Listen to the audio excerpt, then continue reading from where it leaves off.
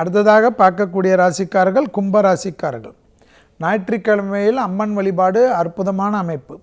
Pressure, low pressure, BP, cholesterol, sugar இந்த விஷயத்தில் அதீத கவனம்.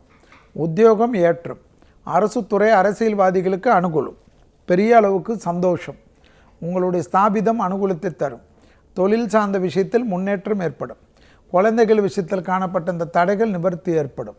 தேகாரோக்கியத்தில் கண்டிப்பாக கவனமாக இருக்க வேண்டும். தேகாரோக்கியத்திலும் வாகனத்திலும் அதீத கவனமாக இருந்தால் மற்ற விஷயங்கள்லாம் சாதகமான அமைப்பை கும்பராசிக்காரர்களுக்கு ஏற்படுத்தும். விரயங்கள் காணப்படுகிறது. கடன் அமைப்பு ஏற்படும். சுபகாரிய அமைப்பு ஏற்படும். சுபகாரியங்கள், சுபவிரயங்கள், வீடு கட்டுவது, இன்டீரியர் வாங்குவது, வண்டி வாங்குவது, தொழில் அபிவிருத்தி பண்ணுவது, நிலம் வாங்குவது போன்ற விஷயமெல்லாம் இருந்தால் கடன் வரும். இந்த கடன் வருவதற்கெல்லாம் யோசித்து கொள்ள வேண்டும். கூடா நட்பு கேடு விளையும் என்பதை மட்டும் ஞாபகத்தில் வைத்து கொள்ளுங்கள்.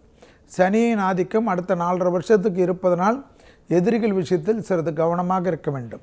ஏதாவது யாரோடத்தன எதிரிகள், உங்களுடைய நண்பர்கள் தானே உங்களுக்கு எதிரிகளாகி இருப்பார்கள். எதுவாக இருந்தாலும் உடன்பாடு செய்து கொள்வதும் சமாதான கொடி காட்டுவதும் நீங்களாக இருந்தால் எல்லாம் ஏற்றத்தையும் அனுகூலத்தை தரும்.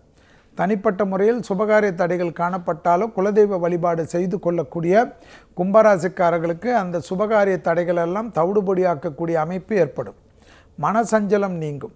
70 வயதை கடந்தவர்கள் கும்பராசிக்காரர்கள் தேக ஆரோக்கியத்தில் மிக மிக கவனமாக பார்த்து கொள்வது மிக முக்கியம் என்பதை ஞாபகத்தில் வைத்து கொள்ளுங்கள். ஞாபக மறதி, டிப்ரெஷன், தூக்கமின்மை போன்ற விஷயங்கள் எல்லாம் தலை தூக்கக்கூடிய காலகட்டம் என்பதை ஞாபகத்தில் வைத்து கொள்வதும், எப்பொழுதும் முடிந்தால் ஒரு முறை ஏதாவது ஒரு பிள்ளையார்பட்டிக்கு சென்று விட்டு வருவது சகல விதத்தில் ஏற்றத்தையும் அனுகூலத்தை தரும். 60 வயதுக்குள்ளாக இருக்கக்கூடிய கும்பராசிக்காரர்களுக்கு தொழில் சார்ந்த விஷயத்தில் இருந்த தடைகள் எல்லாம் நிவர்த்தி ஏற்படுத்தக்கூடிய அமைப்பும் அனுகூலத்தை தரும். புது தொழிலெல்லாம் தைரியமாக தொடங்கக்கூடிய அமைப்பு ஏற்படும். கூட்டு தொழிலிருந்து தனிப்பட்ட தொழில் தொடங்கக்கூடிய அமைப்பு ஏற்படும்.